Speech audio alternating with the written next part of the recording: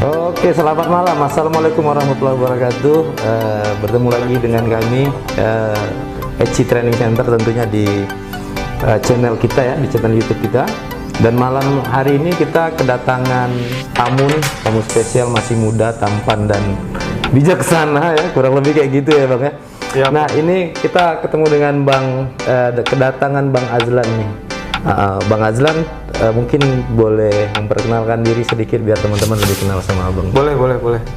Yang mana nih kameranya, Bang? Bebas Ya, oke. Iya. Halo teman-teman, nama saya Azlan. Saya biasa dipanggil Azlan. Saya di sini bekerja di EJRM Service Indonesia. Saya juga pernah ikut gabung training di Eci Training Center. Mungkin itu aja perkenalan dari saya, singkat aja. Iya ya, singkat aja nah. Jadi pernah training di kita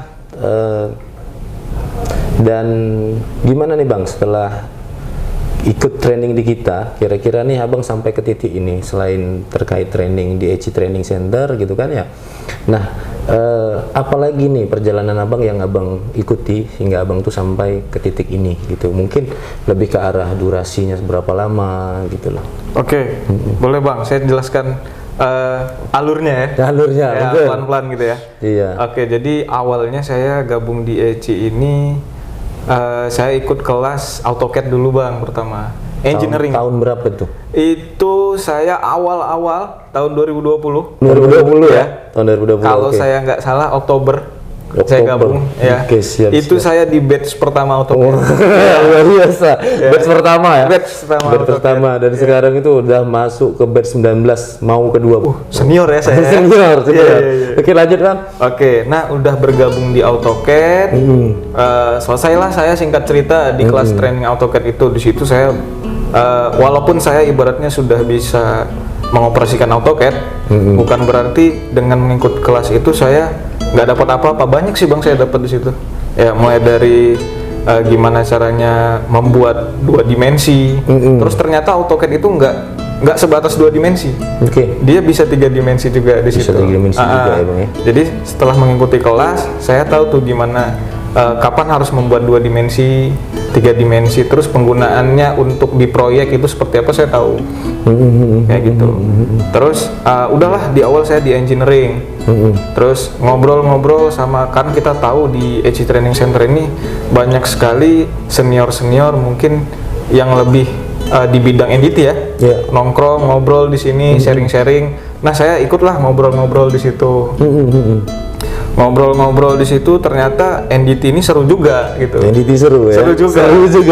Iya, seru juga. Mulai dari NDT sendiri kan kerjaannya walaupun kita harus ke lapangan, tapi nggak selesai di situ Bang. NDT itu nggak selesai di lapangan aja. Oh gitu. Tapi ada produk dari NDT itu lagi. Oh gitu. Namanya report. Namanya report. Iya, betul. report. Karena ini ya yang sering kelewatan ya. Iya. Sering kelewatan atau sering kelupaan kali ya. Oke, siap. Goal kita, goal mereka cerita waktu itu sebagai NDT inspektor, nggak selesai di lapangan aja. Mereka harus punya reportnya. Itulah bukti mereka kerja katanya. Wah seru nih saya bilang. Di lapangan iya, terus datanya ada gitu. Datanya juga ada. Betul. Singkat cerita ngobrol-ngobrol, tertariklah saya ikut kelas NDT. Pertama kali saya ikut kelas MTPT Bang.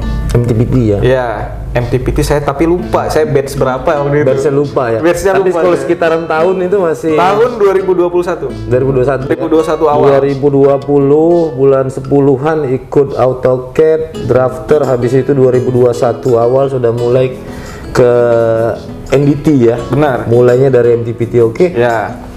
Lanjutnya? Di MTPT sebentar aja saya nggak lama langsung disuruh lagi mau nggak upgrade lah setelah dapat knowledge tentang MTPT, mau nggak ambil kelas lagi nih ultrasonic, UT atau kita biasa sering dengarnya di sini.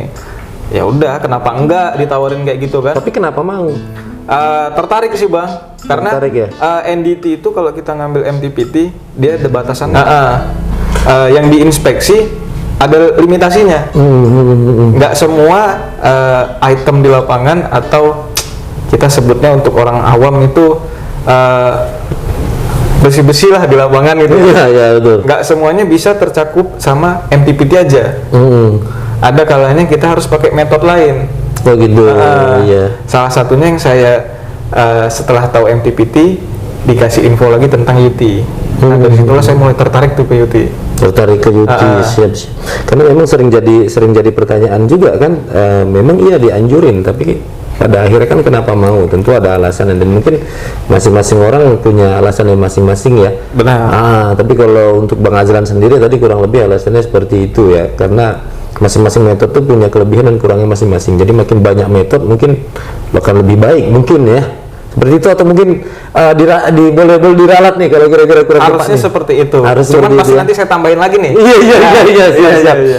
Oke. Nah, panjang juga lumayan, baru ngomongi 3-4 metode ya kita ya. Ada tadi AutoCAD, MTPT, UT gitu ya. Benar. Selain itu abang punya sertifikasi lain lagi gak gitu? Maksudnya ada ngambil lagi yang lain gak selain itu di saat ECI? ini? Enggak harus di ECI sih, maksudnya di mana aja gitu. Kalau di tempat lain mungkin sebelum saya gabung di ECI ya, saya ikut training di ECI. Karena saya juga udah pernah kerja di tempat lain, ya ada bang ikut training juga. Oh, training. Jadi maksudnya sih saya lebih apa ya, lebih banyak pertanyaan saat ini di kepala itu. Sebetulnya abang sampai ke titik saat ini gitu kan, itu kemarin tuh melewati training apa saja gitu kan. Training apa aja, mungkin boleh juga di share nih selain MDT, AutoCAD mungkin yang abang ikuti yang ngedukung karir abang saat ini. Oke, siap. Sebetulnya yang ngedukung nggak karir saya aja ya, mungkin karir kawan-kawan yang lain di luar. Banyak sih bang kalau di tempat kerja itu. Bahasa Inggris macam mana ya? Wah, kalau bahasa Inggris menurut saya sendiri ya, nggak tahu menurut orang mungkin ya. Kalau menurut saya untuk dunia kerja, apalagi kalau fokus kita di oil and gas ya, oil and gas company, bisa dibilang bahasa Inggris itu mandatory sih. Kalau menurut saya mandatory ya. Iya. Mandatory iya. Kalau menurut saya iya. Karena secara nggak langsung yang kita temui di lapangan nanti, simpelnya buku deh, atau prosedur atau lain-lain halnya yang nanti teman-teman temui di lapangan, ya bahasa Inggris. Bahasa Inggris ya. Jadi itu saya juga kayak setuju ya. Jadi buat teman-teman, tapi buat teman-teman semua itu nggak juga harusnya tidak pula menjadi alasan untuk apa ya namanya, untuk tidak berani melangkah mengikuti training atau untuk bekerja di dunia oil and gas gitu bang. Karena sebetulnya banyak training. Kayaknya abang pernah ikut training atau ikut komunitas untuk bahasa Inggris atau enggak kira-kira? Bahasa Inggris. Bahasa Inggris. Kayaknya kalau diceritain semua kayak sibuk banget ya. Sibuk banget. Tapi untuk bahasa Inggris bang, kebetulan saya pernah ikut komunitas kayak gitu. Gitu. Karena kenapa sih ikut komunitas? Karena menurut saya ini masih belum bisa loh bahasa Inggris kayak gitu. Pada saat itu pengen ikut les gitu kan, ikut les berbayar lah awalnya. Wah, pengen lah cari les berbayar. Cuman di mana gitu kan? Di mana dan kapan? Kalau untuk komunitas ini kan ibaratnya kita fleksibel ya. Nah, dan kebetulan di komunitas yang saya ikut ini, kami semua yang ikut komunitas saat itu punya tujuan yang sama. Kalau saya lihat tujuan kami ya, kami pengen bisa bahasa Inggris. Iya, kami pengen bisa bahasa Inggris. Betul. Karena menurut kita semua di situ bahasa Inggris ini perlu pada saat itu. Benar. Dan ternyata sampai ke dunia kerja pun memang terbukti bahwa bahasa Inggris sangat mendukung perjalanan karir abang di dunia oil and gas ini bang ya. Iya.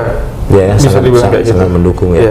Tapi mungkin abang setuju ya kalau misalnya ternyata bahasa Inggris itu tidaklah begitu menjadi momok harusnya kalau dipelajari atau diikuti gitu ya. Ada tips nggak? Karena memang bang kebetulan tuh ya, saya sering ketemu sama teman-teman yang baru memulai di bidang oil and gas atau bidang apapun itu gitu kan. Ketika bersangkut paut atau ketika ada hubungannya dengan bahasa Inggris ini mulai down. mulai down. Saya bingung kenapa seperti itu, dan mungkin abang bisa kasih motivasi sedikit deh buat teman-teman yang apa ya, yang mungkin punya rasa kayak gitu ya.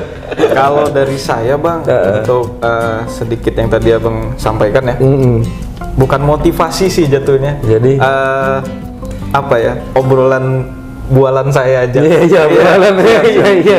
Jadi kalau untuk saya, kita bahas bahasa Inggris di sini nih. Mungkin dulu juga sama. Apa sih bahasa Inggris nih, susah gitu kan. Cuman ketika kita sudah memprogram di kepala kita bahwa ini tuh asik loh, seneng. Ya anggap aja kayak main gitu. Kita nongkrong sama teman-teman. Hari ini nongkrong, besok pasti nongkrong tuh, karena enak nongkrong itu. Nah, jadi saya memprogramkan dulu di kepala saya bahwa bahasa Inggris ini asik loh kalau kita ulang-ulang. Dan akhirnya kayaknya kalau dari yang abang sampaikan itu, akhirnya bagaimana caranya membuat bahasa Inggris ini jadi asik. Benar. Salah satunya belajar bahasa Inggris di tongkrongan bareng teman-teman. Iya. Nah kayak gitu ya nongkrongnya tuh jangan yang mabar doang gitu ya, jangan mabar doang. Jadi mungkin kayak gitu bang, dan yang mungkin sebelum menutup nih bang ya. Iya sebelum boleh. menutup, Boleh. Mungkin ada beberapa pertanyaan, banyak pula ya sebelum menutupnya. Yang pertama tuh kalau boleh tahu sekarang tuh, kalau boleh tahu ya, sekarang abang tuh jabatannya apa? Saya ya. Iya. Waduh, saya jabatan apa nih bang? Jabatan apa ya? Jabatan di perusahaan. Oh iya, oke deh. Kalau untuk sekarang kebetulan jabatan saya operation manager bang. Operation manager, siap. Operation manager ya.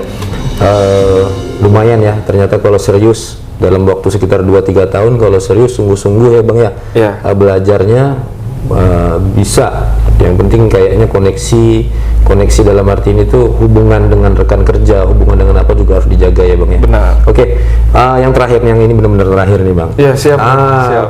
Pesan-pesan buat kalau kita sih sebetulnya arahnya video ini sih sebetulnya buat teman-teman yang baru memulai gitu ya, yang mungkin masih ragu-ragu dan lain-lain gitu ya. Kira-kira pesan-pesannya nih buat teman-teman atau saudara Eci ya, kita biasa sebutnya bagi Eci itu saudara Eci ya. Saudara Eci. Mungkin boleh deh disampaikan pesan-pesannya bagi yang masih ragu-ragu atau yang lain-lain gitu. Kalau dari saya pesan kesan mungkin ya untuk teman-teman yang baru mau mulai tadi ya bang ya. Iya betul. Nggak ada salahnya kita mulai dulu, dan nggak ada salahnya walaupun ini bukan lingkungan saya nih, oil and gas company ini bukan lingkungan saya di luar lingkungan ini. Nggak ada salahnya untuk mencoba, karena kalau kita nggak mencoba sama sekali itu lebih bahaya lagi. Kalau nggak mencoba sama sekali malah lebih bahaya lagi ya. Mungkin 2-3 tahun yang akan datang baru keluar tuh bahasanya coba dulu coba dulu aku lakukan, coba dulu aku ikuti, begitu ya bang ya. Oke, baik bang. Jadi mungkin itu aja nih bang. Itu aja, makasih banget atas waktunya gitu kan untuk bincang-bincang santai kita. Mudah-mudahan nih beberapa menit dari kita bisa memotivasi buat teman-teman di luar sana yang masih ragu-ragu untuk mengikuti pelatihan apapun itu gitu ya bang ya, pelatihan apapun itu dimanapun itu. Iya dimanapun itu. Nah jadi teman-teman mungkin itu aja nih bincang-bincangnya dengan Bang Azlan ya. Mungkin teman-teman nanti bisa bantu komen di bawah, kira-kira kita mau wawancara atau kita mau ngobrol santai dengan siapa lagi yang kira-kira teman butuh bantuan atau butuh informasi yang saya sampaikan tadi. Jadi mungkin itu aja dari saya, dari kami Eci Training Center. Jangan lupa like, share, and subscribe. Itu aja. Assalamualaikum warahmatullahi wabarakatuh. Waalaikumsalam.